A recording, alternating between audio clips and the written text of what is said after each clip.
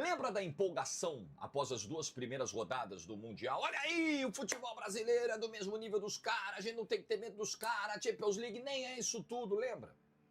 Seguindo então uma linha coerente de argumentação, depois que o Palmeiras empata com uma equipe da Major League Soccer, o Palmeiras, o trabalho mais vencedor do futebol brasileiro dos últimos anos, a gente também vai concluir que somos do mesmo nível da MLS? Que os times da Major League Soccer chegariam aqui e brigariam em pé de igualdade conosco? Quando a gente se arvora em algumas convicções, às vezes a gente toma nó da gente mesmo, né? Dá um like no vídeo aí, se inscreve, ativa o sininho, rumo a 370 mil inscritos por aqui. Vamos falar também, não só da péssima partida que fez o Palmeiras ontem, péssima. Vamos falar também da derrota do Botafogo.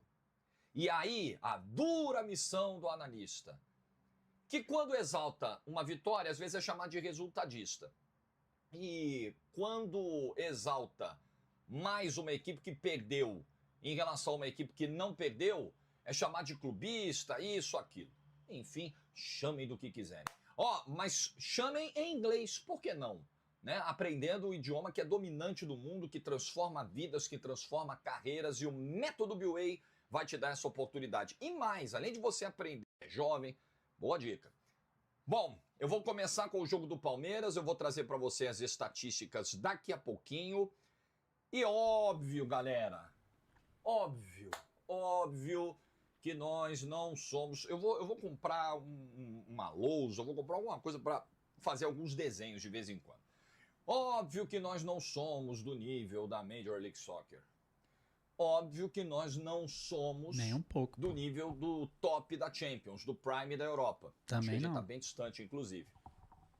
E a galera intermediária, a sensação que me passa é que contra alguns dessa galera intermediária e em determinados contextos a gente consegue competir. Vai ganhar aqui, vai empatar ali, vai perder ali. Talvez num patamar de equilíbrio. Essa é a resposta que eu estou buscando. É desse miolo aqui que eu estou querendo entender qual é o nosso status em relação a eles. Mas enfim, Palmeiras empatou numa atuação, eu diria, não sei se é preocupante o termo, porque é preocupante, pode ser, sim. Porque há uma repetição de problemas que o Palmeiras tem jogando enfrentado muito mal esse mundial, do meio para frente, principalmente nessa temporada de 2025. Então, por esse aspecto, pode dizer que ela é preocupante.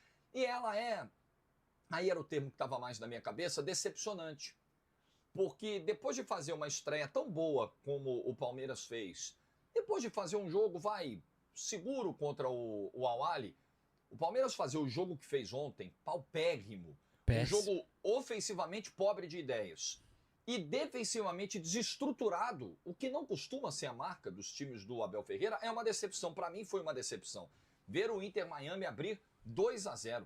Eu não consegui entender qual era a proposta do Palmeiras no primeiro tempo. Os caras estavam morrendo de medo, essa é a verdade. Os caras viu o Messi, viu o Suárez, ficaram morrendo de medo e ficaram perdidos em campo. Essa é a verdade. Sinceramente, eu não entendi, assim, o que o Palmeiras está pretendendo fazer? Ele está pretendendo marcar um pouco mais baixo para sair no contra-ataque, mas essa saída no contra-ataque ela também não existia. Muitas vezes era bola longa, bola esticada, bola invertida por Estevão, algumas nem chegavam, algumas eram imprecisas, iam direto para a lateral. Eu não conseguia entender, sinceramente, o que o Palmeiras quis fazer no primeiro tempo. E de novo a gente viu, e o Flash Score vai mostrar isso aqui, uma repetição em algo que eu tô batendo faz tempo. Veja aí, o Inter Miami terminou o jogo com mais posse de bola, porém o Palmeiras finalizou quase 3 vezes mais, 22-8, sendo que a maior parte, 12 delas foram no segundo tempo. O Inter Miami, pelos critérios do Flash Score, teve mais chances claras no jogo do que o Palmeiras.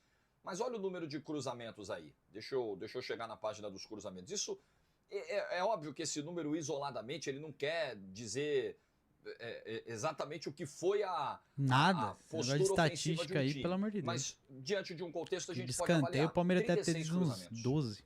36 cruzamentos. E o Palmeiras acertou 33%. Teve uma taxa de eficiência de 33% desses cruzamentos. Eu quero falar disso, Mas antes, indicando a você o Flash Score, o app que eu uso para as minhas análises. Que Não, você não vai vai usar fazer pra acompanhar o propaganda seu aqui time. não. E todo jogo o Flaco Lopes ou uma vez a cada 2 jogos, sei lá, o Flaco Lopes vai lá e pum, caixa. Ou alguém, pum. Carregamos no peito a Só tradição porque eu de craques falei. e Copas do Mundo. Agora é o mundo que vai nos ver. Show, funcionou. Ou está funcionando, ou está sendo uma arma. O que parece é que é a estratégia do desespero. Pelo amor de Deus, não sobrou mais nada, só sobrou o cruzamento. Pum. Só sobrou cruzamento, só sobrou bola no Estevão. É o que parece. É um Palmeiras com dificuldade de construção, com dificuldade de ideia e de repertório. E aí, geralmente, quando isso acontece, é batata. Você vê o time em campo com dificuldade para criar e um time que tem um centroavante com essa característica de bola aérea, você vai ver cruzamentos acima dos 30 por jogo. E quantas vezes fiz vídeos do Palmeiras esse ano aqui no canal batendo nisso? É o que o pessoal tava falando, né? O Vitor Roque não tava tendo oportunidade, não tava tendo chance e tudo mais, que o Flaco Lopes tá numa melhor fase. Não funciona assim, rapaziada. Infelizmente não funciona. Cada jogo, cada tática, cada jogo é um jogo, mano. E ontem ninguém funcionou, essa é a verdade. Foi 2 gols achados, assim, mas enfim, vambora. Em que isso aconteceu. Não foi um episódio isolado ontem. Tem sido um certo padrão do Palmeiras em algumas situações muito frequentes de jogo nesse ano de 2025. Então ontem era uma pobreza, a estratégia do Abel também é uma coisa que me deixou intrigado. Se você vai marcar do bloco baixo para explorar saídas em velocidade, não seria mais apropriado ter um cara com as características do Vitor Roque? Eu não estou dizendo que o Vitor Roque não merecesse perder a vaga, que o Vitor Roque estivesse voando. Ah lá, tá vendo? Agora porque o Flaco errou, era pra ter tido o Vitor Roque. Se o Vitor Roque não faz, o Flaco entra, faz o gol, era pra ser o Flaco. Cuidado, hein, rapaziada, cuidado. Inclusive no prorrogação lá na TNT Esportes que a gente fez depois da vitória contra o Al-Ahly, a gente estava discutindo isso. Olha, vai barrar ou não vai barrar o Vitor Roque para segunda-feira? E eu disse, eu acho que ele vai. Eu acho que ele vai começar o jogo com o Flaco Lopes, pelo desempenho ruim do Vitor Roque. Mas entenda, para a estratégia que ele montou, independentemente da fase que cada um está vivendo, o jogador com as ferramentas para fazer o que era pretendido era o Vitor Roque e não o Flaco Lopes. Aliás, falando da escalação, não entendi por que o Evangelista, ao invés do Emiliano Martinez, que já tinha entrado quando o Aníbal saiu machucado contra o Al-Ahly, e o Lucas Evangelista, por que tanto tempo ficou em campo? O Maurício, não entendi. Acho que o Maurício teve um início ok contra o Porto, depois foi substituído no segundo tempo. O próprio Abel falou na coletiva, né, que ele admite que bota a responsabilidade do primeiro tempo nas costas dele, e ele mesmo admitiu que ele pensou uma coisa que não deu certo, né? Que foi colocar nenhum volante de marcação ali e deixar o time mais solto. E aí deu no que deu, né? O meio de campo do Palmeiras simplesmente não existiu. E o tal do Messi deitou e rolou. Até o Suárez sem joelho fez gol. Tropicando, mas foi lá e fez. Né, não foi tão bem, aí o Veiga foi titular, né, e não foi bem contra o Al-Ahly, aí vem o Maurício. Eu acho que hoje, olhando um e olhando o outro, não que o Maurício esteja voando, mas o Maurício no momento e na temporada, no global, tá pedindo passagem em relação ao Veiga. Eu acho que hoje, tecnicamente falando, não há muita justificativa, a não ser histórico, liderança, hierarquia, uma série de coisas, confiança, mas eu acho que hoje você não tem argumentos para deixar o Maurício no banco para colocar o Veiga como titular. É a minha maneira de ver. E aí entra o Paulinho que resolve a coisa no segundo tempo. Tá 2-0. Só não pode entrar e mal depois falar que teve botar o prejuízo Veiga, né? duplo, porque toma o gol e perde o Murilo machucado. Talvez não dê tempo de recuperar para sábado, problema na coxa. O Murilo sai, entra o Bruno Fux, e o Bruno Fux é o cara que toma o último come do Suárez no lance do segundo gol. Ele arranca do meio campo, deixa 2 para trás, vai para cima do Bruno Fux, vai arrastando, bate no alto. Então, um prejuízo que se estendeu até o segundo gol do Inter Miami. Aí vem Maurício, aí vem Paulinho. Aí o Paulinho ajuda a mudar o jogo. E o Palmeiras consegue arrancar esse empate com a galera que veio do banco. E o Paulinho é um capítulo muito interessante aqui. O Paulinho jogou 35 minutos. O Abel tem dito, ó, meia hora. O que dá para fazer é isso aí. Meia hora, 30 e pouquinho, mais uma vez. Quando você contrata o Paulinho, e o Palmeiras sabia do panorama da lesão, sabia exatamente o que ele tinha. Quando você contrata o Paulinho na virada do ano e tem um Mundial em junho e você projeta uma recuperação até abril, maio, você imagina que esse cara vai estar pronto para jogar o Mundial. Ele está longe de estar pronto. E claramente ele está numa espécie de sacrifício. Claramente essa tal fratura por estresse, essa questão não está resolvida. Eu não sou médico. Eu não... Paulinho com 2 minutos de jogo já tava mancando já, pô. É complicado isso aí. Mas se não põe o cara, nego vai xingar o Abel, né? Que pagou caro, que não sei o que lá. Mas só os caras lá sabem o que tá passando, né? Isso é complicado. Mas vambora. Não estou trazendo aqui nenhum laudo, nenhum parecer médico, mas é a impressão que a gente tem, vendo o campo, vendo a minutagem e ouvindo o próprio Paulinho. Paulinho falou, olha, desde que eu voltei eu só fui titular uma vez e aquilo me custou caro, porque eu saí cheio de dor do jogo. Ele falou ontem, na zona mista, lá no estádio, logo após o jogo. Então o Palmeiras vai ter que tomar uma decisão quando terminar o Mundial. O que é melhor nesse momento? É melhor você insistir nesse tratamento um pouco mais conservador e dando poucos minutos ao Paulinho, porque veja, o padrão de retorno de jogador, de minutagem gradativa, o que é gradativo? Você vai subindo aos pouquinhos, joga meia hora, joga 45, joga 60, joga 70, o Paulinho parece estar longe disso. É melhor você manter a utilização do Paulinho nos patamares atuais ou você dá uma parada, tentar resolver num tratamento talvez menos conservador, e aí você perde ele por um tempo, passinho para trás para dar 2 para frente depois. E ter o Paulinho firme, né? Demore o tempo que demorar para isso. Mas tendo o Paulinho com a possibilidade de ajudar muito mais. Porque já tem mostrado a sua importância para o elenco do Palmeiras. Eu acho que esse é um ponto muito importante. Outro ponto muito importante aqui para a gente falar. Estevão. Eu não chegaria onde eu cheguei. Anúncio da concorrência não, né, pô? O Estevão que não decide jogo, o Estevão só decide jogo de pouca importância, o Estevão é isso, o Estevão é aquilo. Eu gostaria de lembrar mais uma vez que o Estevão é um menino de 17 para 18 anos, que ainda não está pronto, que tem muito talento, mas ainda está em desenvolvimento. O corpo do Estevão está em desenvolvimento. O Estevão está ganhando massa, o Estevão ainda está crescendo, né? O mental do Estevão está em desenvolvimento. O tático do Estevão está em desenvolvimento. Uma coisa é você arrebentar na base, outra coisa é o profissional, outro nível de pressão, exigência, porradaria, choque, marcação que você recebe em campo. Eu acho que é tudo muito recente. Eu também acho, para não ser também acusado aqui de... acusado de passador de pano, eu tô me cagando para isso. Dane-se. Mas... Para não parecer que eu não estou observando o campo, que a gente também não podia esperar nada do Estevão, eu acho que pelo talento que ele tem, que ele mostrou antes de subir para o profissional do Palmeiras, que se esperava mais do Estevão e deveria se esperar um pouco mais. Concordo. Agora, já chegar antes do moleque fazer 18 anos e colar nele um rótulo de jogador que não decide nada, que só decide jogo pequeno, tipo assim, esse aí não é nada demais, o Chelsea pagou caro. Quando você diz que é um cara que não resolve jogo grande, o que tá embutido nessa fala? Pô, o Chelsea tá jogando dinheiro fora, porque ele é um jogador que não resolve jogo grande. É ou não é? Na Premier League o que mais tem é jogo grande. Na Champions League, que o Chelsea vai voltar a disputar, o que mais tem é jogo grande.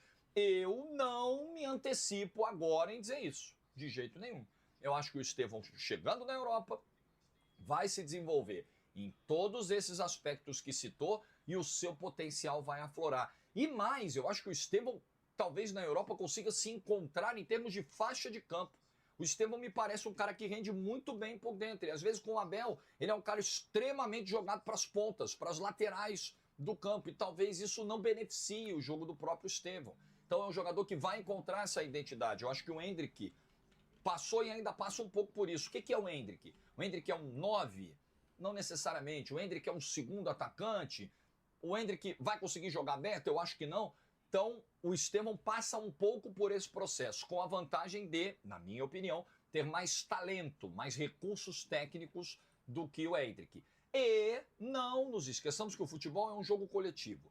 E se você tem, e eu falo muito disso no ambiente de seleção brasileira, né? Meu último vídeo sobre seleção brasileira tocava nesse ponto. Fala, galera, quando você tem uma engrenagem mediana, ela vai pegar o cara nota 6, nota 7 e vai puxar ele para nota 4, porque a engrenagem está desajustada, está desarrumada. Quando você tem uma engrenagem funcionando, o cara que é nota 4 vira 7, às vezes até 8. Você consegue subir ou descer esse potencial de acordo com o que o time oferece.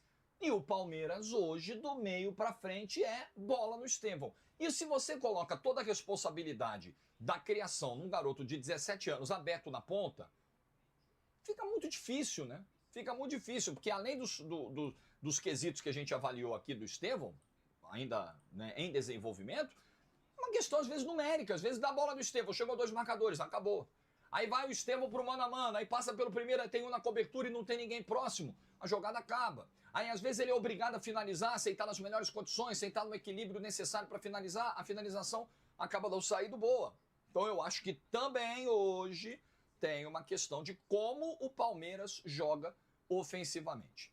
E o principal ponto é, não somos do nível da MLS, é óbvio que não. É óbvio que não. Mas o que me preocupa para sábado, pensando no Palmeiras, é que até agora, se você pegar, os brasileiros tiveram alguns momentos delicados no Mundial, né? O próprio Botafogo quase tomou empate do Seattle Sounders, o Flamengo contra o Esperance teve um segundo tempo muito oscilante, né? Enfim, agora, a pior atuação de todos os brasileiros até aqui na competição foi a do Palmeiras ontem contra o Inter Miami. Uma atuação muito ruim. Eu diria que dos jogos importantes, teve a final em Itaquera, onde o Palmeiras não foi bem, o jogo contra o Flamengo no Allianz, o Palmeiras começou bem, teve a chance de abrir o placar, perde o pênalti, mas não dá para dizer que a atuação foi ruim no nível de ontem, a de ontem. Eu acho que dos principais jogos foi a pior atuação do Palmeiras no ano.